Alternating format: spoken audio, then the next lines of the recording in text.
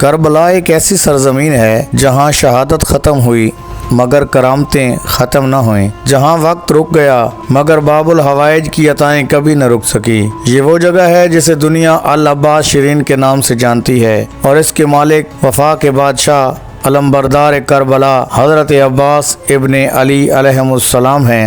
آج کی یہ داستان کسی ایک معجزے کی نہیں بلکہ اس روضہ عباس علیہ السلام میں ہونے والی کئی کرامتوں کی ہے۔ ایک طویل حقیقت ہے، ایسی حقیقت جسے سن کر دل جھک جاتا ہے، آنکھیں نم ہو جاتی ہیں اور یقین تازہ ہو جاتا ہے۔ حضرت عباس علیہ السلام آج بھی زندہ ہیں۔ رات کا وقت تھا، کربلا کی فضا خاموش تھی اور روضہ کے سنہری گنبد پر روشنی پڑ رہی تھی۔ زائرین کم ہو چکے تھے مگر کچھ لوگ اب بھی جالی کے پاس کھڑے رو رہے تھے، کیونکہ یہ وہ جگہ ہے جہاں انسان روتا ہے اور خالی نہیں لوٹتا۔ ایک بوڑھی ماں اپنے بیٹے کو سہارا دے کر روضہ تک لائی۔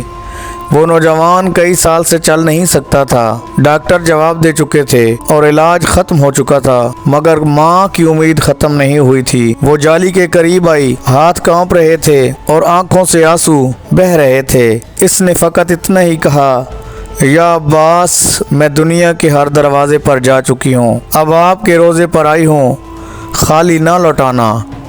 اس نے بیٹے کے ہاتھ جالی پر رکھے اور رونے لگی۔ چند لمحوں بعد نوجوان نے کہا، ماں، میرے پاؤں میں درد ہو رہا ہے۔ ماں چونک گئی کیونکہ برسوں بعد اس نے یہ جملہ سنا تھا۔ پھر اس نے کہا، میرے پاؤں میں سنسناہٹ ہو رہی ہے۔ لوگ قریب آ گئے، نوجوان نے ویل چیئر پکڑی اور کھڑا ہو گیا۔ ماں چیخ مار کر رو پڑی اور روضہ مبارک میں ایک آواز گونجنے لگی، یا عباس۔ یہ پہلا معجزہ نہیں تھا، یہ وہ معجزہ تھا جس نے ایک دکھی ماں کی آواز سنی، اور مولا عباس کے کرم اور فضل سے وہ نوجوان اپنے پیروں پہ کھڑا ہو گیا۔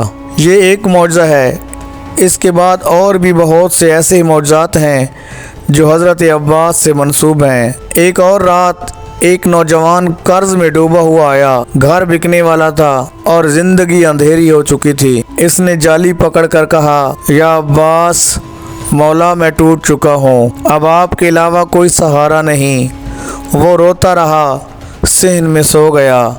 رات خواب میں ایک نورانی شخصیت نے کہا، پریشان نہ ہو، تمہاری مشکل حل ہو چکی ہے۔ صبح فون پر پیغام آیا کہ ایک پرانا دوست اس کا سارا قرض ادا کر رہا ہے، اور وہ سجدے میں گر پڑا۔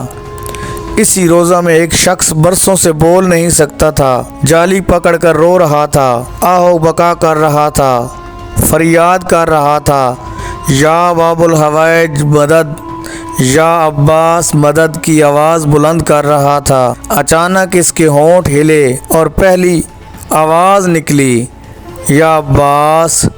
لوگ ساکت رہ گئے کہ جو ابھی تک دل میں حضرت عباس اور باب الحوائج مولا کو پکار رہا تھا، وہ دل میں آوازیں لگا رہا تھا۔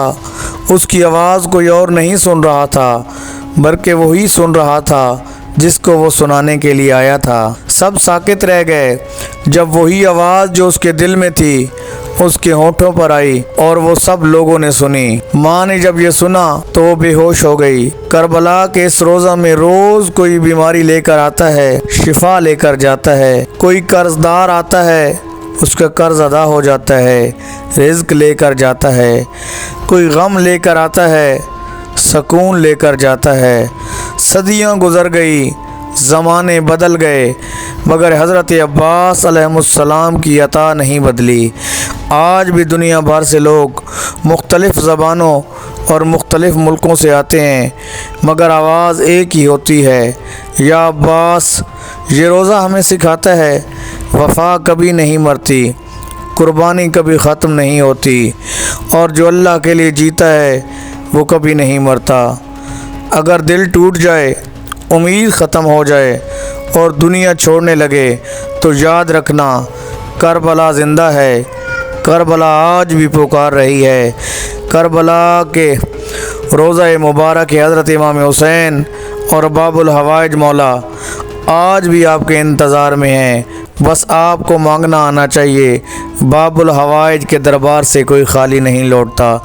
اگر آپ کو یہ ویڈیو اچھی لگی ہو تو اپنے تمام دوستوں سے جو پریشان حال ہیں، صدقہ محمد و آل محمد کا، صدقہ باب الحوائج حضرت مولا عباس کا، مولا ان کی مشکلات آسان فرمائے، ہماری یہ ویڈیو تمام دوستوں سے شیئر کیجیے گا اور ہمارے چینل معصوم انفو کو سبسکرائب کریں تاکہ آپ کا اور ہمارا یہ رشتہ قائم و دائم رہ سکے۔ اللہ حافظ۔